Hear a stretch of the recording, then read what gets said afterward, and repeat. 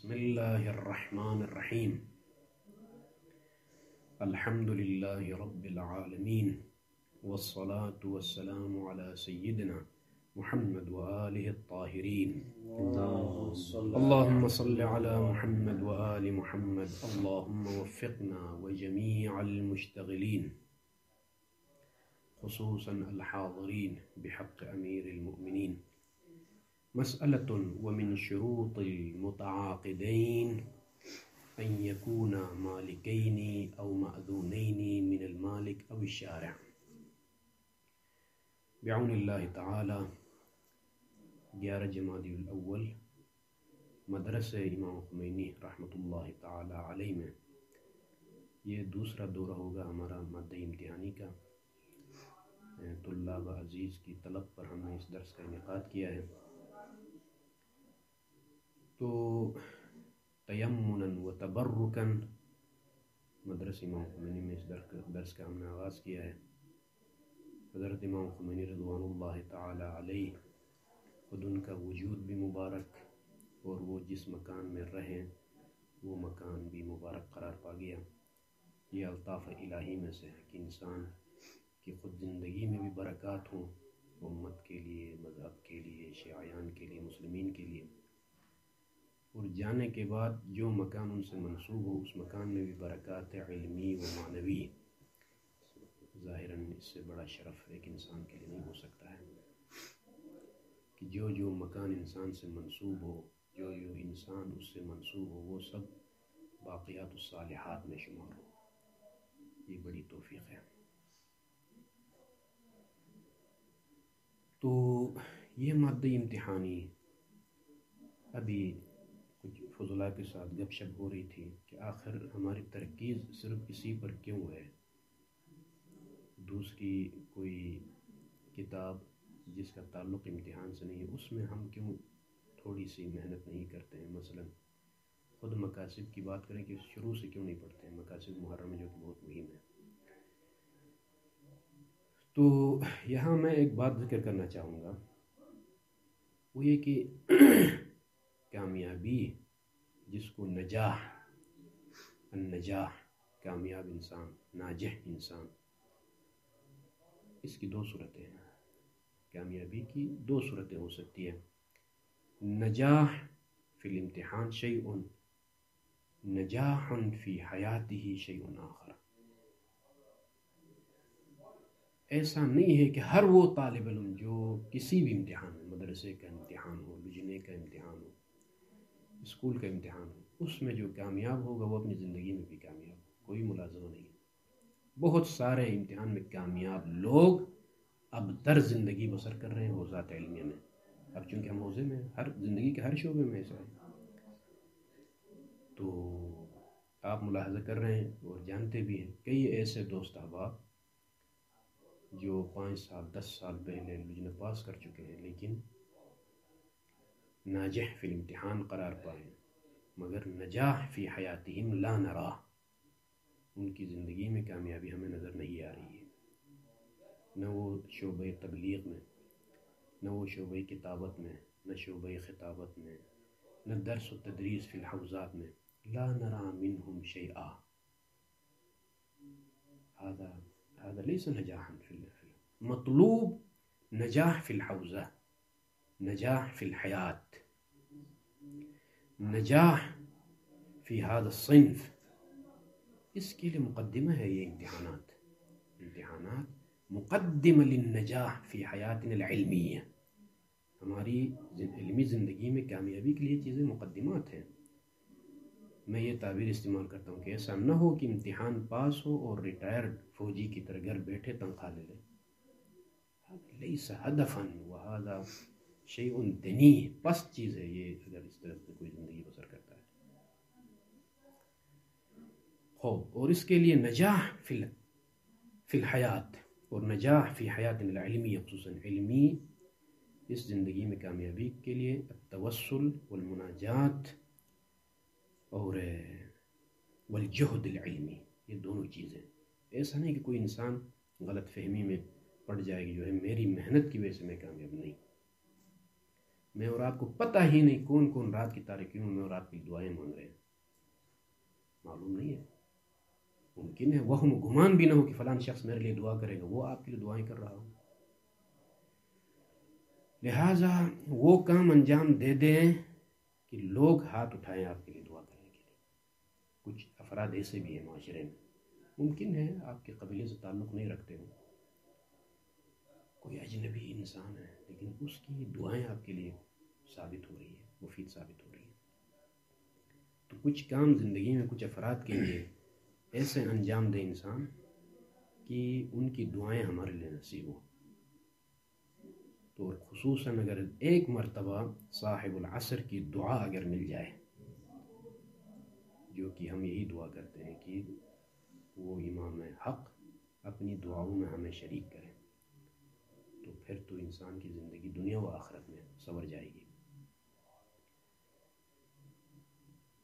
تو بہت کلام ہے اس حوالے سے، درد دل زیادہ ہے مجموعی طور پر، کسی فرد کی بات نہیں ہو رہی، مجموعاً طلاب کے حوالے سے ہم سب بہت پیچھے ہیں اس حوالے سے کہ ہماری اس زندگی میں جو 9 سال 10 سال 11 سال حوزے میں یہ زندگی گزار کے علماء گئے ہیں، وہ مفسر بن گئے. قرآن و نہج البلاغہ کی تفسیریں لوگوں نے لکھی ہے، منبر سنبھالا ہے، لوگوں ایتام آل محمد کی رہنمائی کی ہے، بڑے بڑے کارنامے انجام دیے، لیکن ہم اس مستویٰ تک نہیں پہنچ سکے. اس میں مطلب یہ ہے کہ سلب توفیق ہے. کچھ کام ہم ایسے انجام دیتے ہیں جس کی وجہ سے توفیقات سلب ہوتی ہیں. تو میرے خیال میں بہت سارے ذہین افراد بھی ہیں، دیکھیں ہم نے حوزات میں بڑے ذہین افراد مگر موفق نہیں ہو رہے، اور بڑے یعنی کم ذہن افراد بھی دیکھیں جو موفق ہوئے ہیں بہت ساری چیزوں میں. تو اس کا مطلب یہ ہے کہ انسان اپنی ذہانت پر بھی جو ہے غرور نہ کرے اور اپنی محنت پر بھی غرور نہ کرے. ہناک ایادی ترفع فی اللیل، کچھ ہاتھ ایسے ہیں جو ہمارے حق میں بلند ہوتے ہیں رات کی تاریخ، ان کا بڑا اثر ہوتا ہے. اس میں والدین ہیں، اساتذہ ہیں. بس اوقات ان اساتذہ سے دعا طلب کریں کہ جو لحیہ بیضاء، سفید داڑھی سفید ہو چکی ہے، ضعیف ہو چکے ہیں، مریض ہیں، اور ایک شاگرد کے حق میں ہاتھ بلند کریں.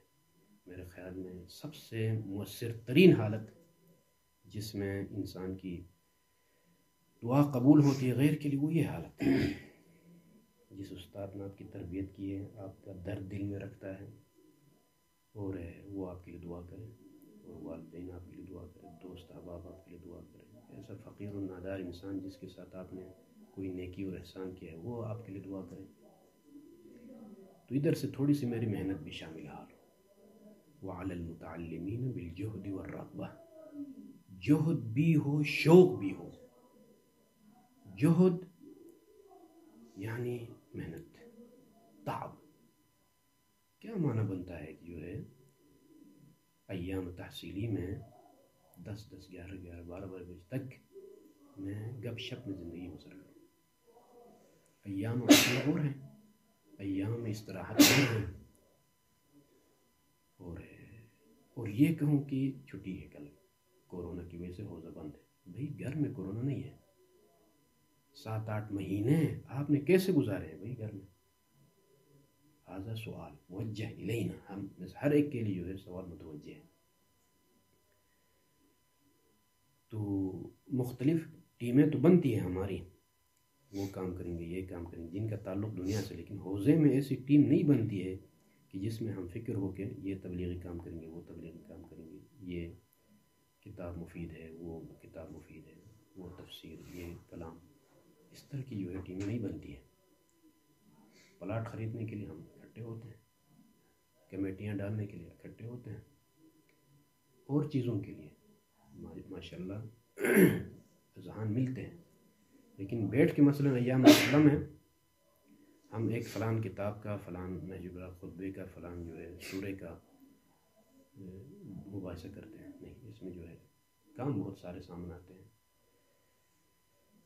تو ایک استنہاض نہیں کہتے ہیں، قیام، ایک ارادہ وہ ہے کہ فکر کبھی ارادے میں بدلتی ہے. جب ارادہ پختہ ہو تو جو ہے انقلاب آتا ہے، انفرادی زندگی میں بھی، اجتماعی زندگی میں بھی. بہت سارے مشاکل انسان کے سامنے ہوتے ہیں، لیکن ایسا نہیں کسی مشکل میں بس میں ختم، میں ادامہ نہیں دے سکتا، نہیں، استقامت.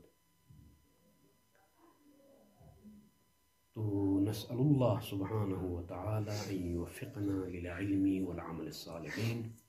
مسألة ومن شروط المتعاقدين ان يكون متعاقدين تعبیر عام يشمل المشتری والبائع، وهكذا قابل اور موجب. باب نکاح میں تمام معاملات میں متعاقدین جہاں پر قبول اور ایجاب ہو، وہ باب بیع ہو، باب نکاح ہو، کوئی بھی معاملہ، یہ تعبیر عام ہے. لہٰذا بیع فضولی میں بھی یہ بات ہوتی ہے کہ جو ہے الفضولی فی البیع، الفضولی فی النکاح، الفضولی فی فلان، الفضولی فی فلان فی المعاطات، یہ تمام چیزیں. لہذا تعبیر عام یشمل جمیع ابواب الفقہ. یا مالک ہو دونوں، یا معذون من المالک ہو، یا من الشارع، فرق نہیں پڑتا ہے، او الشارع بلے، یا ولی ہو. تو یہ شرط ہے. اس شرط کے اوپر ایک چیز متفرع ہو رہی ہے. صفحہ اولا میں ایک اشکال ہے، وہ حل کرنا مقصود ہے، بس اس سے زیادہ نہیں. جب شرط خود مالک ہونا ہے دونوں کا، یا معذون من المالک یا من الشارع، تو پھر چیز کیا متفرع ہونی چاہیے؟ فعقد الفضولی. فضولی کون ہے؟ کل میں وضاحت کروں گا انشاءاللہ جب فضولی کی بات آئے گی. فضولی لا ہوا مالک ولا ہوا معذون من المالک ولا من الشارع، لا يصح. فعقد الفضولی لا يصح. لا يصح کا معنی کیا ہے؟ ای لا يترتب على عقد الفضولی ما يترتب على عقد غیر الفضولی. یعنی وہ چیز مرتب نہیں ہوگی اس عقد فضولی پر جو چیز غیر عقد فضولی پر مرتب ہوتی ہے. وہ کیا چیز مرتب ہوتی ہے غیر عقد فضولی پر؟ من اللزوم، جو لزوم مترتب ہوتا ہے. لزوم سے مراد صحت فعلی، نہ لزوم مقابل جواز، عقد جائز و عقد لازم، وہ لزوم مراد نہیں ہے یہاں پر. من اللزوم سے مراد الصحہ الفعلیہ. یہ تفسیر عقد الفضولی لا يصح ای لا يترتب، اس تفسیر کی طرف کیوں محتاج ہوئے؟ تعبیر سیدنا الاستاذ حفظہ اللہ سید الاشکوری لا يصح، اما یعنی لا يصح یعنی صحیح نہیں، فاسد ہے. فساد التام و فساد الناقص. کچھ تعبیرات میں ہر درس میں انشاءاللہ اگرچہ دورہ اولا میں نے ذکر کیے ہیں، تعلیقات میرے پاس استاد کے ہیں. بس اوقات وہ تعبیرات شروحات میں نہیں ملتی تو طالب علم ممکن اشکال ذہن میں آ جائے گی، یہ فلاں نہیں کہ فلاں نہیں. وہ جو استاذ ہیں وہ استاذ ہوتا ہے، اس کی تعبیر جامع افراد معنی اغیار ہوتی ہے، یعنی ایجاز. صفحہ ایک صفحے پر مکمل عبارت شیخ انصاری کو سمیٹ کے اگر ایک تعبیر میں بیان کرے تو یہ ہے استاد مقاصد، اعلیٰ تعبیر الاستاد.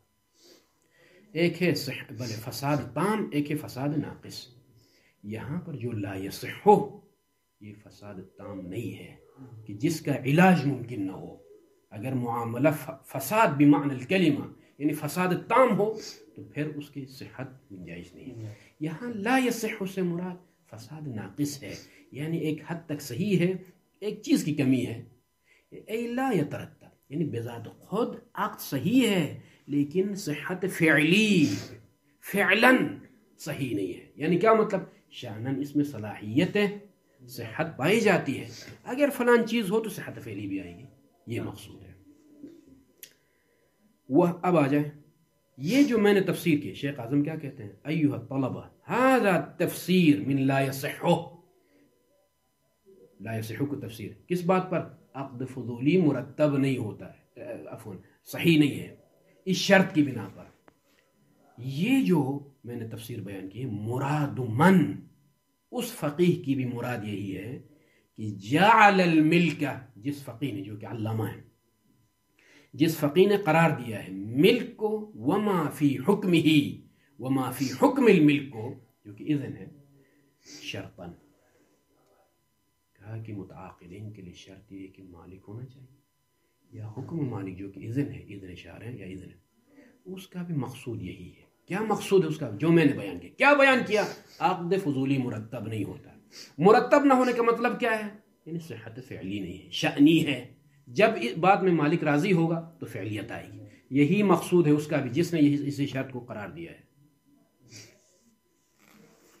اچھا، ثم فرع علیہ علی هذا الشرط، اسی شرط پر، کون سی شرط؟ ملک شرط ہے متعاقدین کے لیے، یا حکم ملک شرط ہے اس فقیر علامہ نے، اسی پر کیا متفرق کیا ہے؟ ان بیع الفضولی موقوف علی الاجازہ کہا ہے۔ نشترط الملکیہ وما فی حکم الملکیہ فی المتعاقدین فیتفرع علیہ، کیا کہا اس فقیر نے؟ فیتفرع علیہ العقد الفضولی یتوقف علی الاجازہ کہا ہے۔ اس کا مقصود یہی ہے۔ عقد فضولی موقوف کہنے کا مطلب وہی ہے جو میں نے بیان کیا۔ کیا بیان کیا بھائی؟ صحیح نہیں ہے، یعنی صحت فعلی نہیں ہے، بعد صحت شانی پائی جاتی ہے، بعد میں جب اجازہ آئے گا مالک کی طرف سے تو فعلیت پائی، یہی مقصود ہے اس کا بھی۔ جب یہ ہے کما فی القواعد علامہ، تو جب یہ مقصود ہے اس فقیہ کا علامہ کا، تو محقق ثانی کرکی نے جو علامہ پر اعتراض کیا ہے وہ ٹھیک نہیں ہے۔ اس نے کیا اعتراض کیا تھا کرکی نے؟ ایھا العلامہ، آپ نے کہا متعاقدین کے لیے شرط کیا ہے؟ ملکیت، وما فی حکم الملکیہ وہو الاذن، یہ شرط قرار دیا نا آپ نے، ٹھیک۔ اس کا تقاضا کیا ہے؟ کیا متفرع ہونا چاہیے؟ فعقد الفضولی باطل من الاساس، یوں کہو، نہیں کہ عقد الفضولی موقوف علی الاجازہ، یہ فرع ٹھیک نہیں ہے آپ کا متفرع کا۔ کیوں؟ اس لیے کہ آپ نے شرط قرار دی ہے بھائی، ملکیت شرط ہے، اذن شرط ہے، اذا فقد الشرط فقد المشروط، واذا فقد المشروط فیبطل، بطلان کو متفرع کرو، نہیں کہ عقد فضولی موقوف علی الاجازہ۔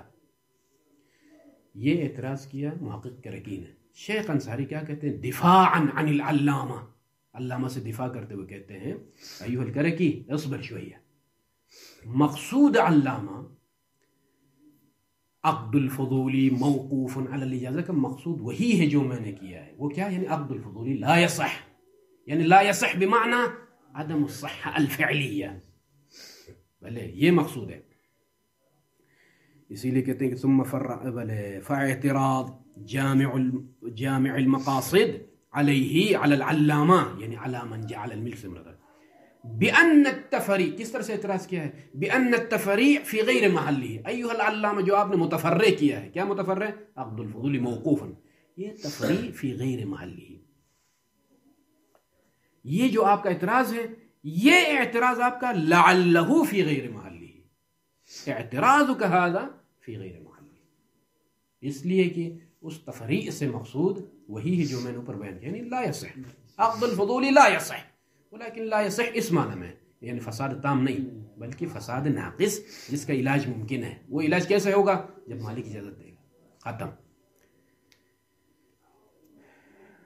وکیف کان، تمام، یہاں تک میں درس کو روک رہا ہوں، لیکن یہاں سے ذہن میں رکھیں کہ شیخ انصاری کی نظر میں علامہ کی بات روایت سے کم نہیں ہے۔ مقاصد میں جہاں بھی کسی مشکل مسئلے میں پڑ جائیں گے، قال العلامہ، قال العلامہ مثل قال صادق، کأنہ، ایسا نہیں کہ وہ وہی ہو، نہیں، صحیح استاد نے بتایا ہے کہ شیخ انصاری جب بھی علامہ کے قول کے پیچھے جاتے ہیں، یاد رکھو کہ علامہ کی رائے شیخ انصاری کی نظر میں روایت سے کم نہیں ہے۔